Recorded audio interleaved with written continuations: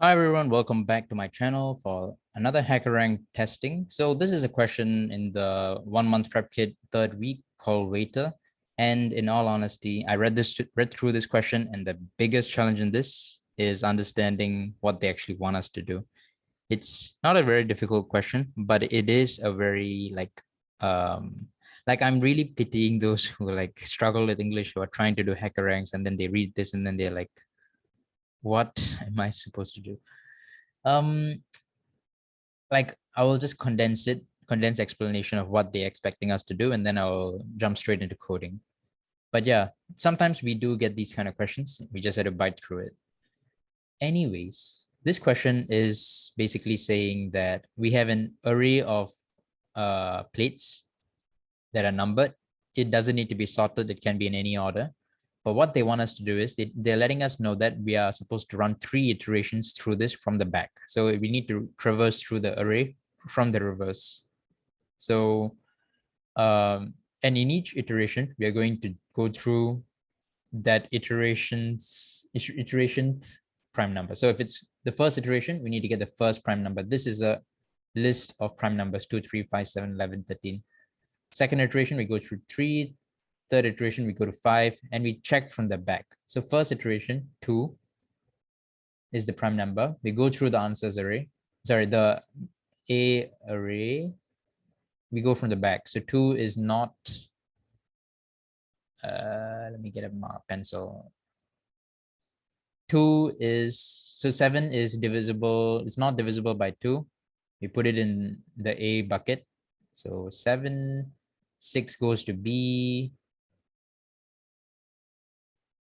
And the thing is, we need to take from the back and then put it in this order. So it needs to go to the front now.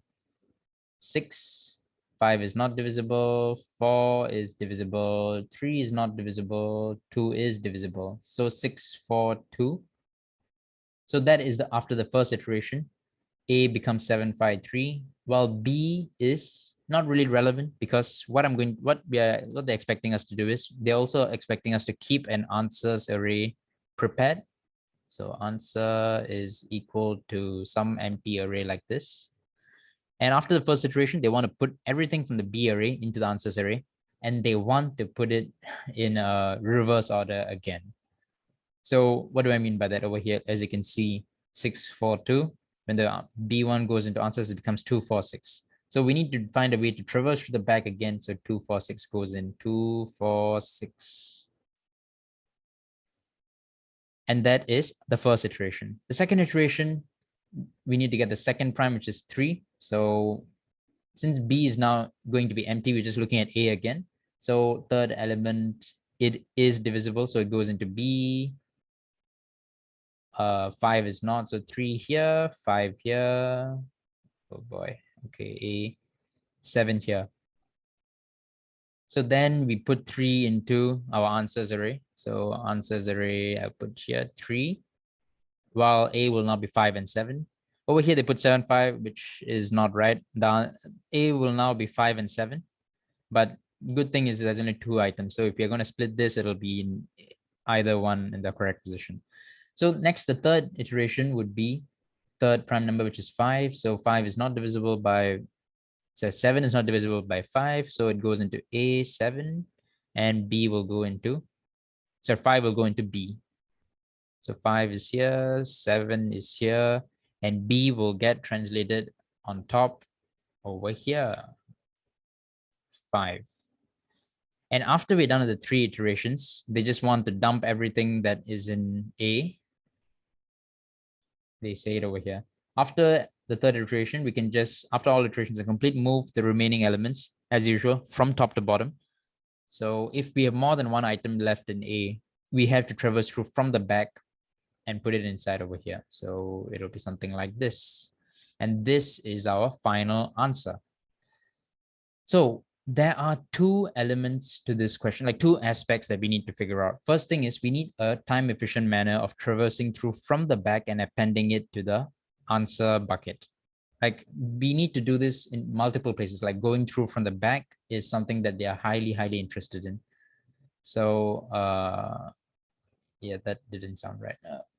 But basically, For this, there are two Python operators, which is pop and append. Both of them are time efficient, operate at a time complexity of 0.1. And the reason why I know that they're expecting to do this is because they keep reinstating the fact that it's a stack. So a stack operates like this. A pop on a stack will take the last item, and an append on a stack will put it into will take it out from the last, sorry, a pop will take from the last item and an append will add to the back of the thing. So this method of popping from the back and appending it to the back will be very helpful for us in a lot of these operations. So that's the first trick to the question. The next trick is finding this. They want us to have if they say 3, we need to have at least 3 prime numbers ready for investigation or ready for calculation. If they say 10, we need to have 10 prime numbers ready for us to do it. The thing about prime numbers is there's no like formulaic way to check if something is a prime number other than traversing through every item before it to see if it's a prime number or not. So 2 methods to achieve this. One, just get all the prime numbers that it can physically muster out into an array and put it in. They have been somewhat nice to us. Okay, not really nice, but they have given us a limit, which is 1,200. So we need at most 1,200 prime numbers. So if you have a lot of time free and you have like, I don't know, 2 hours, like an hour or so plus to do this question, you can just sit there and manually try to figure out all the prime numbers, like 2, 3, 4, 2, 3, 5, 7, 11, something like that, which is, in my opinion, a very painful process. There is a better way to do it. Okay, sorry. Before that, a prime number is any number that's greater than 1 and is only divisible by itself. So 2 is greater than 1 and it is divisible by itself. That means it can divide itself. So 7 is a prime number, can only be divided by itself. So we need to find, I'll go through a method later to find a way to check if an item is a prime number. Incidentally, that's the first thing that we need to do in this question, which is to get an array of, like if they say we need to run 5 iterations, we need to find a way to get an array of 5 prime numbers at first. So let's jump into coding. So what I'm going to do is I'm going to create a prime array, empty prime array, and I'm going to have a while loop that will terminate if and when, oh, sorry,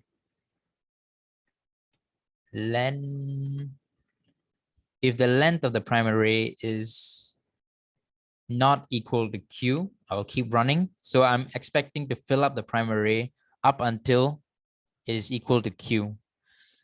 So next, I need a count at the top. Count is equal to 1. It doesn't need to be, it can actually be just, I can just start from 2 actually. Why am I going to 1, 2? Because 1 is not a prime number by default. So while length prime ARR is not equal to the expected iteration length, I'm going to find all the primes that would be, I'm going to find Q number of prime numbers. So if is prime count, it means if the count value is a prime number, I'm going to add it, prime ARR dot append count. If it is not a prime, or I mean, it doesn't matter. After checking it, I'm just going to add 1 to the count so that it doesn't get frozen inside this while loop. So if it is a prime number, it'll get appended inside and prime's length will now be 1. And if Q is not equal to 1, I'll go again and count will now be 3 at this point. So is prime 3, 3 is a prime number, it will append inside and I'll see if 2 is the iteration that we're looking for, it'll end the while loop. So with this, let's just check if our thing works. Sorry, I'm jumping a bunch of steps. Basically, I need to have a mechanism that will check if something is a prime number. So this, I'm going to deploy the use of a helper function. helper function, unfortunately, is something like I don't know. I haven't searched it off the top of my head. I don't know if there's a predefined is prime function, like some package or something. But in the event they disallow you to use a package, and you need to find out if something is a prime number or not. This function is something that is very useful for you to memorize, for you to just know off the top of your head. So what I'm doing is I'm creating a helper function that would check if an item is prime or not. So the generic thing to do is, first thing, if the number is greater than 1, we do something. Else, we return false. That means if it is 1, it's false already. There's no need to check anything else. But if it is greater than 1, we need to for loop it through for I in range 2 all the way to num. I'm checking if all the values inside. Sorry. Okay. For I in range 2 all the way to num, if any number in between, like any number in the range that I'm looking for is it divides the num perfectly, we can return false. If none of them, like if I'm able to go through this whole thing without returning false, that means all the numbers don't return a perfect divisor. All the numbers are not a perfect divisor. I can return true. If I want to improve this runtime a little bit, I can do something like this: n divided by 2 plus 1. And also make this an integer because okay, I'll explain this in a bit. The reason why I'm doing an integer is because sometimes if the number is 5 and 5 divided by 2 is 2.5, which is a float, range 2 all the way to 2.5, a float number doesn't work. It'll throw an error back at your face. So to avoid that, we can change this to integer. It'll automatically round the value to something that, and we are plussing 1. I mean, we're adding 1, which helps stay within the range. So in the worst case scenario, which is we get a 2, it's greater than that. 2 divided by 2 is 1. 1 plus 1 is 2, which will still be like this, and then we can just return. Okay, anyways, all is good. We can continue. Okay, the reason how this works is, like, let's say I have a value like slightly bigger value. I'll say 17. If I'm checking if 17 is prime, 17 is greater than 1. So I'm going to do a range count like this. So I'm going to start from 2. So 2, it cannot divide. 3 cannot divide. 4 is unable to divide. 5 cannot. 6, no. 7, no. 8, no. Now, 8 is very close to 17 already. 9, if, like, let's say realistically, if I'm dividing something by like 17 divided by 9, I'm going into the territory of like 1.8 something, which is not what I want. I want something that would be like anything beyond this of the 9 point is useless to me. So I can cut the runtime of this algorithm by half by just stopping right before over here. So 17 divided by 2 would be 8.5, rounded down to 8, and then plus 1, 9. So I will just be traversing through this whole list, checking all the way throughout this sequence alone, which trims the process by half. So that's the reason why I'm doing this thing. So this shaves the time complexity of our algorithm by a significant margin. So with that said, next up, like, let's just see if our program works first. So at the end of this, if Q is 1, I should get an array of 1, an array saying 2. If Q is 2, I need to hit 2 prime numbers, which should be 2 and 3. So let's run the code. I'll get an error, so don't be alarmed by that. Yep, okay. Debug 2, 2, and 3 as said, because over here the iterations that they expected us to run is 2 iterations. Hence we have 2 numbers. The first 2 prime numbers, which is 2 and 3. Here it is 1 iteration, hence it's the first prime number, which is 2. And with that, let's go to the second component, which is the pop and append mechanics, which is the most annoying part of it about this question. because unnecessarily complicating the situation, like which waiter is going to like arrange something like this. So yeah, let's go to the next item, which is we are going to do a for loop for I in range Q. For I in range Q, I'm going to check if, okay, before that, I need a few empty arrays, answer, an empty answer array. And I'm going to make sure A is equal to number. So while len A is not equal to 0, that means as long as it's not 0, I'm going to keep popping. So val is equal to a dot pop. And if val divisible by prime ARR I add it into, if that means if it is divisible by the first, like let's say I'm doing through the first iteration is 2. If the val that I popped from the back, 7, is divisible by 2, I need to put it into B array. So B dot append val. If not, I can't put it back into A, because A is, I need to make sure that A gets popped out to like oblivion, sorry, not oblivion, like A needs to get popped out all the way until 0 for this while loop to end. So what I'll be doing is I need a temporary arrays, A temp and B is equal to also going to be an empty array. So B is going to append like this, while A temp will be appended at this point. Oops, not append A, append val. Okay, that took some, I don't know, I ran out of breath just talking about it. Okay, so right now I have popped through the A. A itself will be 0 by going through this, while B and A temp will look something like this. A temp will be this, B will be this.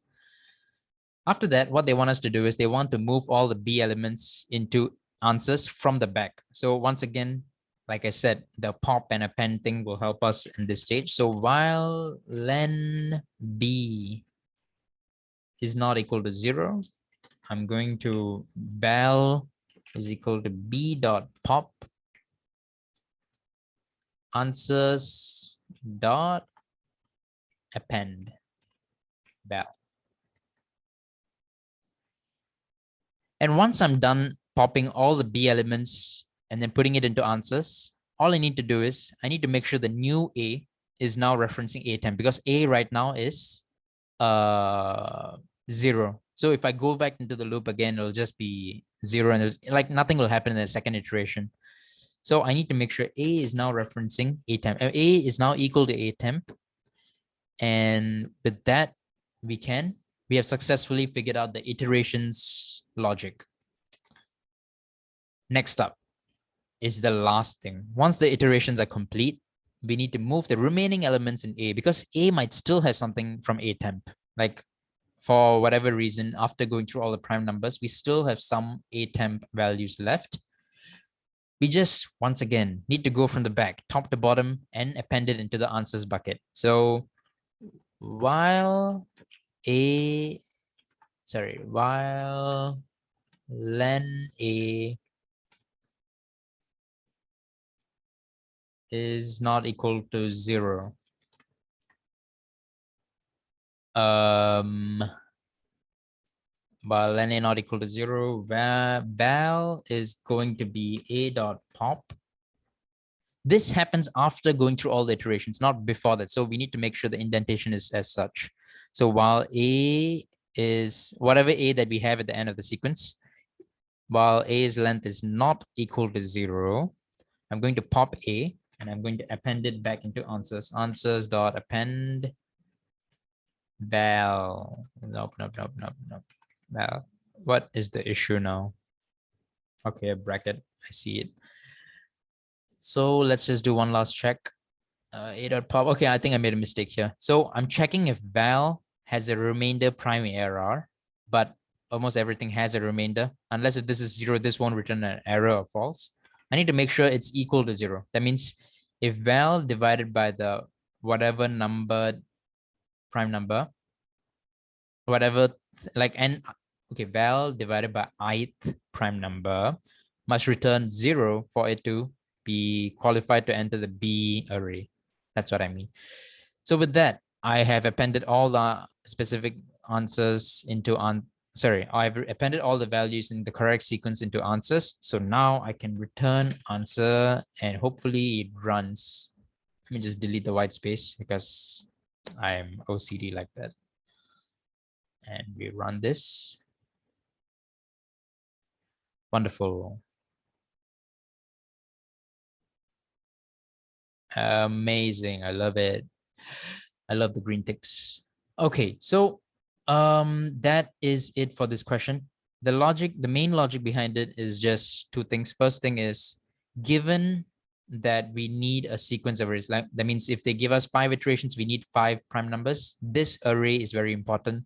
2 ways to go about it. One, just get all 1200 prime numbers out, like just hard coding it out, like yeah, like prime is equal to 2, 3, 5, 7, 11. Like we can do that all the way until 1200 because that's the limit that they have set.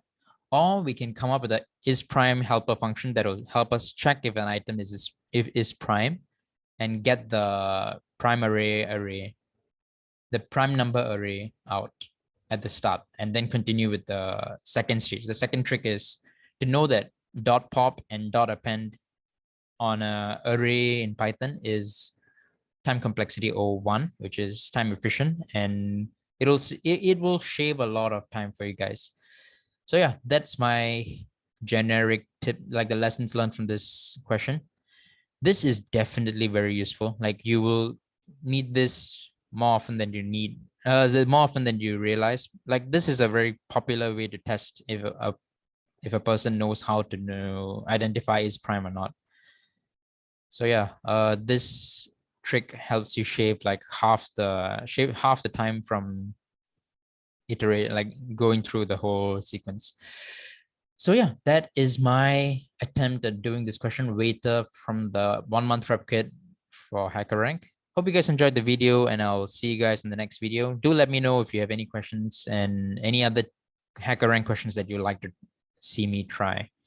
I also will be uploading this into Medium, which is, I'm just trying to create more avenues for people to see the solutions that I'm making. Hope you guys enjoyed the video, and I'll see you guys in the next video. Bye.